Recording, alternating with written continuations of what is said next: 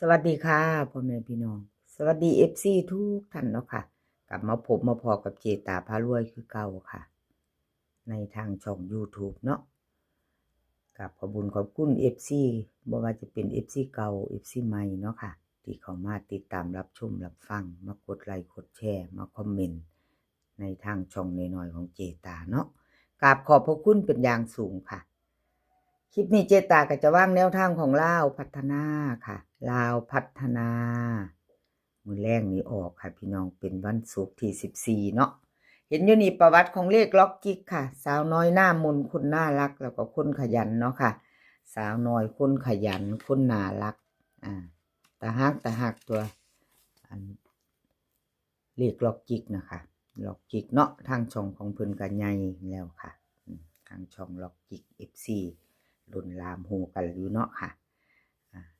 แนวทางที่ได้มาต้นฉบับก็อยู่กับเพิ่นที่ส่งมาให้เจตาเนาะค่ะจะมี4เซียนค่ะต้นฉบับอยู่ที่เลขล็อกจิกเนาะที่เพิ่นให้เจตามาจะมีเซียนหนุ่มเซียนซุ่มแล้วก็เซียนจิระค่ะ4ท่านในคลิปนี้เนาะในคลิปของเลขล็อกจิกนี่เอามาต่อของล็อกจิกมื้อแรงค่ะ4ท่านที่ว่าไปก้าวซื้อไปกะชอบของผู้ใดเตรียมค่ะ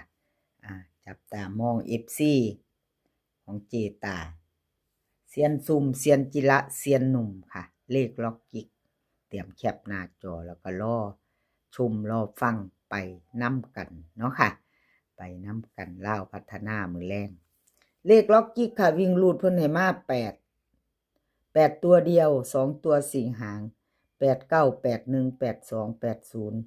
0 8 9081ค่ะ3ตัว2หางวิ่งรูดเด่นมีตัวเดียวเนาะค่ะ8 2หางค่ะ8 9กับ81 2หาง3ตัวค่ะ089 081เอาแคปหน้าจอค่ะใครจะไปต่อกับเลขล็อกจิกกับขอบคุณเลขล็อกจิกหลายๆค่ะที่ให้แนวทางมาว่างทางช่องเนาะกับขอบพระคุณเป็นอย่างสูงค่ะไปต่อน้ำกันกับแคปหน้าจอเลขล็อกกิ๊กเนาะค่ะใครจะไปต่อเลขทุกตัวเอามาวางเพื่อเป็นแนวทางค่ะโปรดใช้วิจารณญาณในการรับชมเป็นอย่างสูงเนาะค่ะบอกถ้าแคปหน้าจอแล้วอย่าเอาออกไปไว้หลายกระดาษเลขนะเจตาวะติ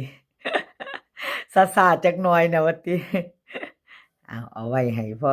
ท่านอยู่เนาะค่ะคอมเมนต์เข้ามาได้เนาะพี่น้องเนาะ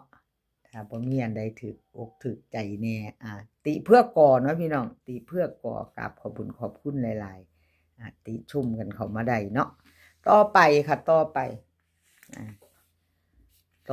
เซียนซุ่มค่ะเซียนซุ่มวันที่12ที่ผ่านมาค่ะเซียนซุ่ม65116ลุดไปค่ะบ่เดินครับขอโทษขออภัย FC แทนเซียนซุ่มเนาะค่ะของเพิ่นบ่เดินวันที่10เพิ่นก็เข้าไปอยู่ค่ะเซียนซุ่มนี่เป็นประวัติวันที่10เนาะเข้าไปอยู่ก็มาหลุดวันที่12เนาะค่ะก็ไม่เป็นไรเจตาให้กำลังแรงใจคือเก่า FC เพิ่นก็มีแต่ผู้ใจดีเนาะค่ะเพิ่นเข้าใจเป็นเพียงแนวทางเนาะมีเขามีรุดเนาะค่ะกับขอบคุณเซียนซุ่มค่ะที่ให้แนวทางมาวางทางช่องเนาะขอบคุณหลายๆลาวพัฒนาค่ะวิ่งรูดเซียนซุ่มให้มา6กับ7 2ตัว4หางค่ะ6 9 7 9 6 0 7 0เบิ้ล6 6 7 7 3ตัว3หางค่ะ8 6 7 1 6 0 1 7 9วิ่งรูดเด่นทอกันเขา6กับ7วงกลมให้ทั้ง2ตัวค่ะ6กับ7 2ตัว2หางค่ะเพิ่นเน้นให้7 9กับ70ค่ะ3ตัว2หางค่ะ8 6 7 1 7 9ชอบก็จัดค่ะพี่น้องแคปหน้าจอไว้กับเซียนซุ่ม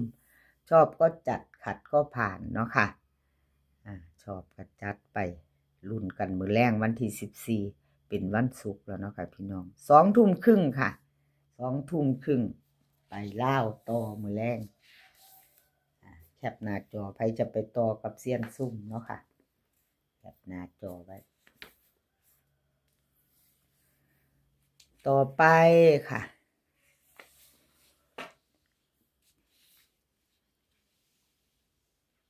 ต่อไปเซียนหนุ่มเซียนหนุ่มของเพิ่นเข้าถึง5ถึง6เด้อค่ะเซียนหนุ่มเข้าไปวิ่งลูดจับมือกันมา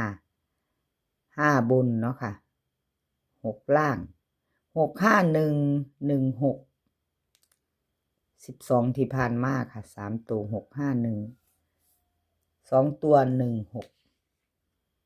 จับมือกันมาสายวิ่งสายลูดของเซียนหนุ่มเป็นจังไดค่ะของเซียนหนุ่มเป็นจังไดกันแน่หลุดไปให้เบิ่ง2งวดค่ะหลุดไปไม่มาแล้วค่ะเก้าหลุดไปไม่มาแล้วเจตาให้กำลังแรงใจคือเก่ากราบขอบคุณเซียนหนุ่มที่ให้แนวทางมาให้ว่างทางช่องของเจตาเนาะค่ะกราบขอบพระคุณเป็นอย่างสูงไปลุ้นกันไม่มือแรงค่ะไปไม่ไปต่อกับเซียนหนุ่มพอจะไปกับเพิ่นกะเตรียมแคปหน้าจอไว้ค่ะ FC เซียนหนุ่มลาวพัฒนาค่ะวิ่งลูดเพิ่นให้มา0กับ8ค่ะ0กับ8 2ตัวค่ะ4หาง1018 2028เบิ้ลก็จะมี0088ค่ะ3ตัว3หาง018 028 118ค่ะวิ่งรูดเด่นทอกันค่ะเด่นเท่ากัน0กับ8วงกลมให้ทั้ง2ตัวสายวิ่งสายรูดของเซียนนุ่มค่ะจับตามองจับตามองแคปไว้เอาไปรุ่นกับเซียนนุ่มค่ะสายวิ่งสายรูดเพิ่นเน้นให้มา2หางค่ะ18กับ20 3ตัวค่ะ028 118ของเซียนนุ่มแคปหน้าจอใครชอบกระจัดเนาะค่ะขัดก็ผ่านรับชมรับฟังเป็นเพียงแนวทางเด้อค่ะเป็นเพียงแนวทางเนาะค่ะมีเขามีรุดถ้าได้ก็ดีใจนํเป็นเพียงแนวทางเนาะค่ะเอาแคปหน้าจอของเซียนนุ่มเราไปต่อค่ะไปต่อเป็นของใครไปต่อเป็นของเซียนจิระค่ะของเซียนจิระ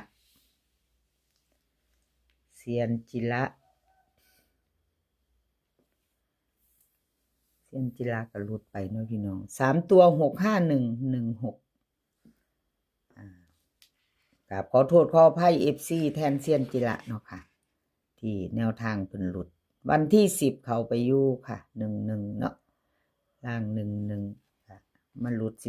12ที่ตาเป็นกำลังใจให้ค่ะกราบขอบคุณสำหรับแนวทางที่มาว่างทางช่องของเจตาเนาะค่ะกราบขอบคุณเป็นอย่างสูง